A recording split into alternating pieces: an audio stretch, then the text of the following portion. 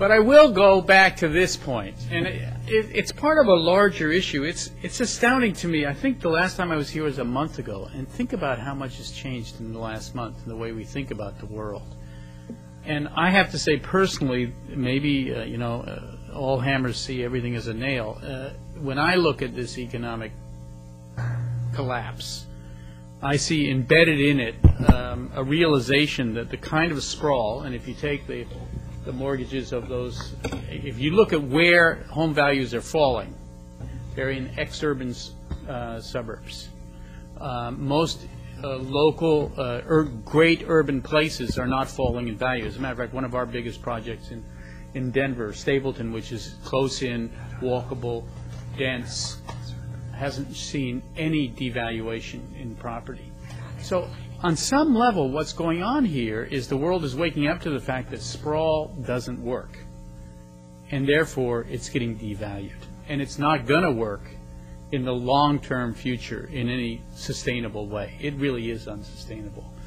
And so the alternative to sprawl really becomes a more compelling charge at this point. And that's why, I read the stuff on the internet about, people's comments on this project. And so many people are saying, well, it's too dense. It's not right for Alameda. It's going to generate all this traffic.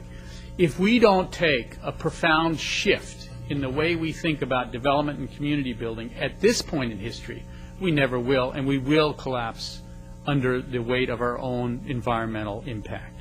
And that's what's happening around the world.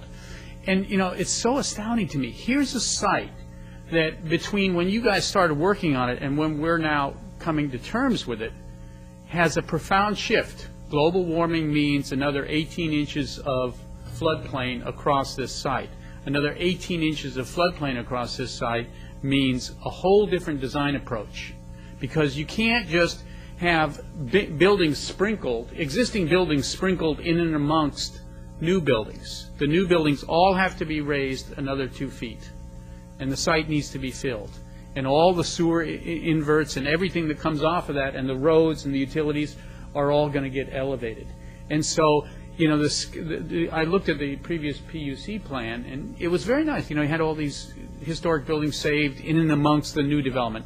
You really can't do that now, given this new criteria that has come upon us really in the last number of years. And it's very interesting to me to look at all the ways in complex paths that this one phenomena of global warming and our overdependence on oil and the whole lifestyle of 30,000 miles of vehicle miles a year per household and the single-family dwelling, how really unsustainable that is.